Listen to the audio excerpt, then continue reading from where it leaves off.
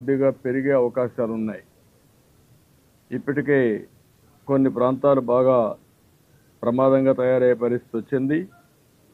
ఇప్పటికే మనం ఒక పక్క చూస్తే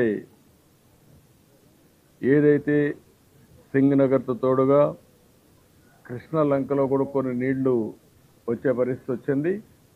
ఇది కాకుండా ఇబ్రహీంపట్నంలో కూడా కొన్ని నీళ్లు వచ్చే పరిస్థితికి వచ్చింది.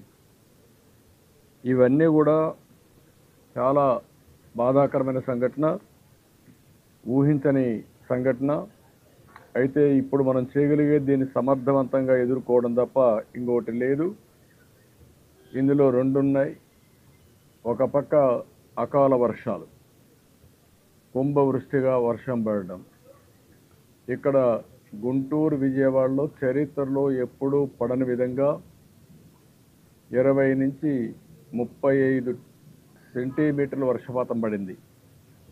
దీనికి తగినట్టు మొత్తం నాగార్జున సాగర్ కానీ శ్రీశైలం నుంచి నాగార్జున సాగర్, పులిచింతల నీళ్లు విపరీతంగా వస్తున్నాయి.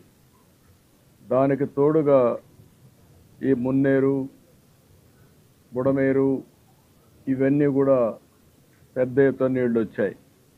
అన్నీ కలిపి ఈరోజు ఈ ప్రమాదం వచ్చింది.